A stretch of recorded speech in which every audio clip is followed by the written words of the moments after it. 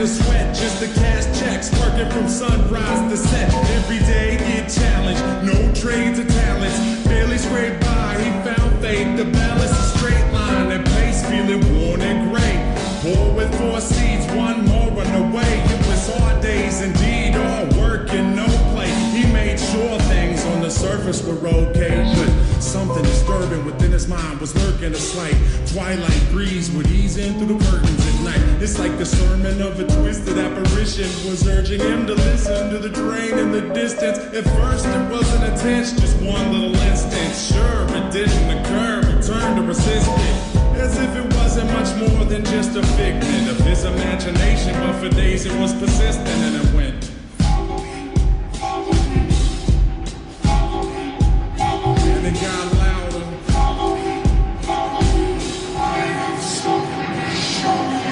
With time, people noticed he was acting berserk.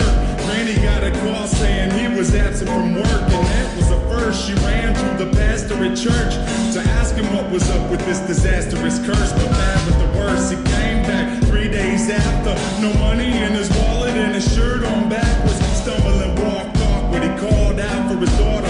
Right before he split, the last lesson he taught her was this: if you ever have a son, let him know that his granddad loved him. But by the time that he's grown, he should have seen his sewn deep down into his dome. Don't ever walk to the train tracks alone.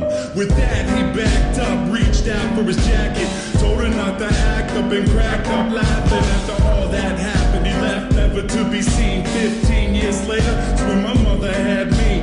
Her dad lived a life people can't understand. Went from a family man to rambling man, to gambling man that burned both ends of the candle. Folded his hand in, it was too hot to handle.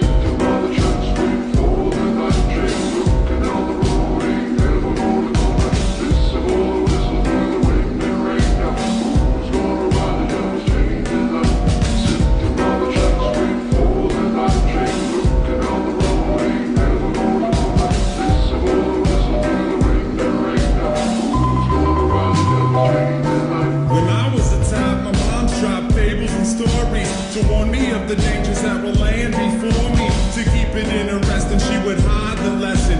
To guide my direction, provide the right message. In time I developed a sense of her embellishments. Hence I was rebellious against what she was telling me. When I was a teen, I pretended that my demons were friends. I defended the place, yo, and that was the case. Slurred speech dripping off of my face. The world creeped as I slipped to the awfulest place you could imagine. Not the average things you see on acid. My granddad bloody hovering on a speaker cabinet, laughing in a raspy tone, covered in maggots. A snack on his mask to the bone, I couldn't grasp it. Did it double dismount off of the couch, flipped out, broke the closest window I found, then I dipped out. Suddenly I discovered little voices mumbling up in my head. It had me wondering, what was it my mother said back when I was younger? It had my brain racked as I stumbled off of the night towards the train tracks.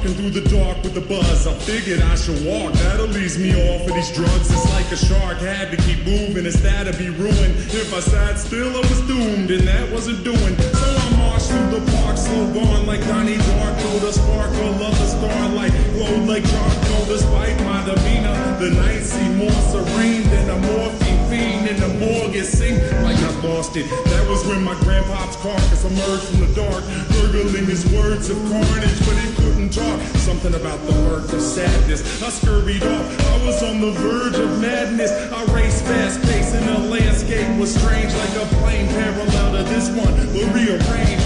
Came to a slope that was steep, begging for sleep as I climbed up, taking taking my focus off of the creeps. Within the foggy distance, I saw a silhouette that got bigger as I stepped. The train tracks were wet. I saw a shiny grin from afar like it was happy.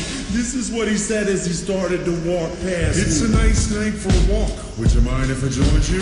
Do what you wanna do. Well, that's great, cause I'm going to. And not to annoy you, but see, I really have to ask what a young dude like you's doing out by the tracks. You waiting on a train? Nah, man, let me explain. Right. I'm minding my business, so maybe you should do the same. I just been a witness to something sick and sadistic, so twistedly disgusting. You should feel real lucky you missed it. Ooh, easy with the tongue, son. Try to listen carefully. What you seen's scary, but nothing we compared to me. I could show you things to paint all your dreams on it. I could make you scream if I wanted, or I could be the bee in your body, your best friend forever. Two peas in a pot flocking like birds of a feather. And you never have a need to beg, work, or steal. If all this sounds worth it, then let's make a deal. All you want in life for the price of your soul. All the money you could fold, power that you can hold, I'll put you in control. Only if you're down to roll down these train tracks tonight. But where are we gonna go?